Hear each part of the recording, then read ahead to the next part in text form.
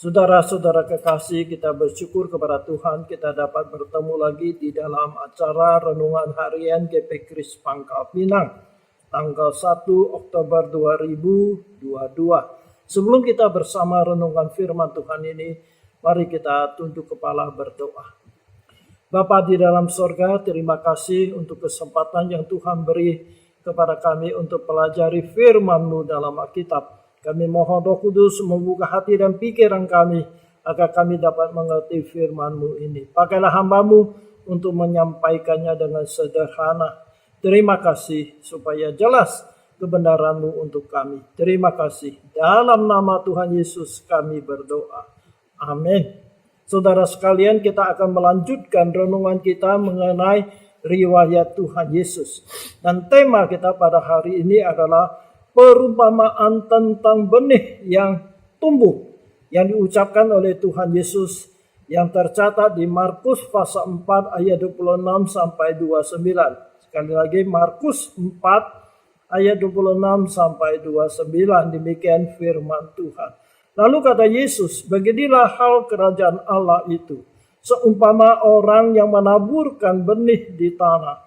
Lalu pada malam hari ia tidur dan pada siang hari ia bangun. Dan benih itu mengeluarkan tunas dan tunas itu makin tinggi. Bagaimana terjadinya tidak diketahui orang itu. Bumi dengan sendirinya mengeluarkan buah. Mula-mula tangkainya, lalu itu bulirnya. Kemudian bulir-bulir yang penuh isinya dalam bulir itu. Apabila buah itu sudah cukup masa, orang itu segera menyabit. Sebab musim menuai sudah tiba. Amin. Demikianlah firman Tuhan. Saudara sekalian, kerajaan Allah atau kerajaan sorga bukanlah kerajaan secara fisik seperti kerajaan di dunia ini. Tetapi adalah tentang kehendak Allah memerintah di dalam hati manusia. Atau ketika manusia mentaati kehendak Allah, disitulah hadir kerajaan Allah. Jadi kerajaan Allah adalah hal yang rohani, bukanlah fisik seperti kerajaan duniawi ini. Tuhan Yesus pernah berkata tentang kerajaan surga sudah ada di antara murid-muridnya. Demikian yang dicatat Lukas pasal 17 ayat 20 dan 21. Atas pertanyaan orang-orang Farisi, apabila kerajaan Allah akan datang, Yesus menjawab, katanya, kerajaan Allah datang tanpa tanda-tanda lahiriah. Juga orang tidak dapat mengatakan, lihat, ia ada di sini atau ia ada di sana. Sebab sesungguhnya kerajaan Allah ada di antara kamu. Jadi saudara sekalian, kerajaan surga atau kerajaan Allah itu adalah hal yang rohani, di mana kehendak Allah itu ditaati oleh manusia. Disitulah kerajaan Allah itu hadir. Dari perumpamaan yang diucapkan oleh Tuhan Yesus tentang benih yang tumbuh yang tadi kita baca, memberitahukan kepada kita beberapa kebenaran tentang hal kerajaan Allah itu. Tentang bagaimana bertumbuhnya kerajaan Allah di dalam hati manusia. Yang pertama, benih itu mempunyai hidup. Jika ditaburkan dalam tanah, maka akan bertumbuh menjadi pohon. Demikian juga kerajaan Allah mempunyai hidup yang diberikan oleh Allah. Kerajaan Allah bukanlah tentang hal organisasi duniawi. Dengan kata lain, hal kerajaan menjadi warga kerajaan Allah bukanlah hal menjadi anggota gereja. Untuk menjadi anggota gereja di dunia ini, kita cukup dibaptis atau memenuhi syarat-syarat untuk menjadi anggota gereja di dunia ini. Tetapi menjadi warga kerajaan Allah, kita harus memperoleh hidup Allah sehingga kita menjadi anak-anak Allah. Inilah yang dikatakan oleh Alkitab.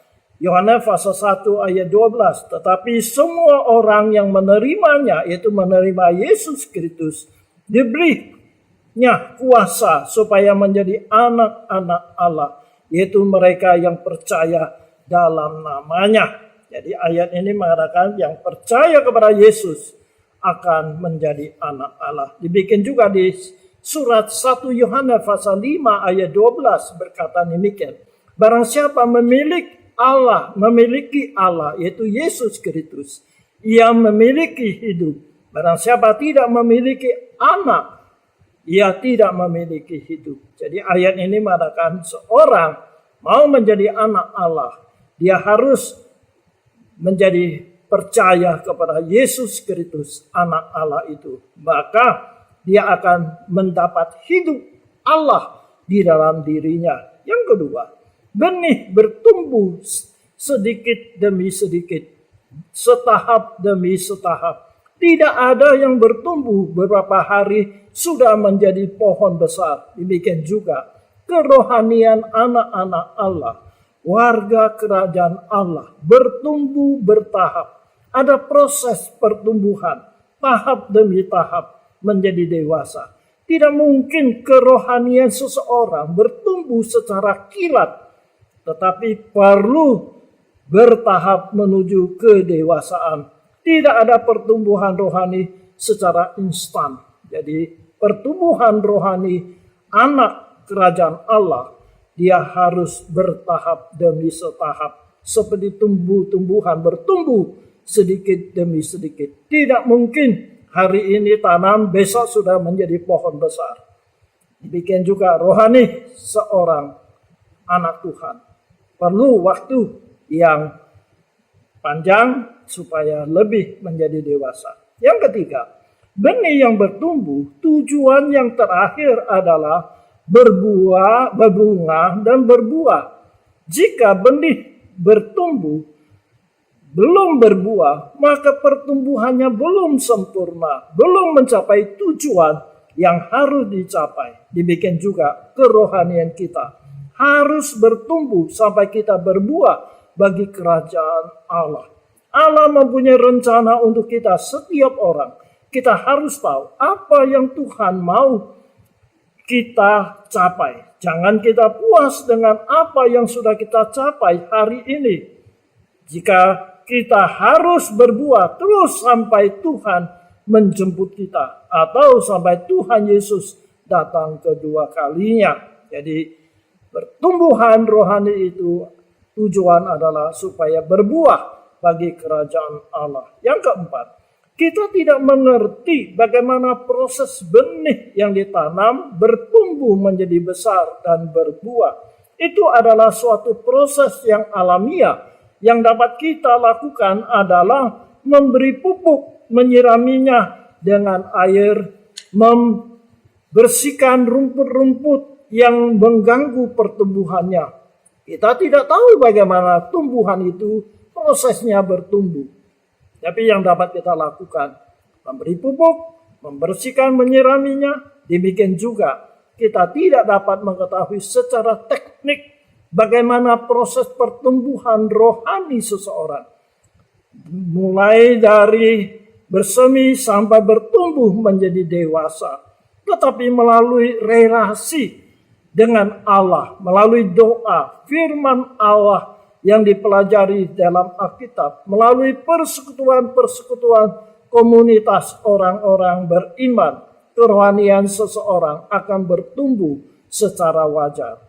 Kita tidak mengetahui proses apa yang dialaminya, tetapi kita lakukan hal itu, yaitu kita lakukan doa, mempelajari firman Tuhan, bersekutu dengan Tuhan, memuji dan menyembah Tuhan, maka kerohanian kita akan bertumbuh secara otomatis, akan bertumbuh menjadi dewasa. Yang kelima, benih bertumbuh sewaktu benih itu ditanam dalam ladang. Kalau sudah berbuah dan dituai, maka tidak perlu lagi bertumbuh.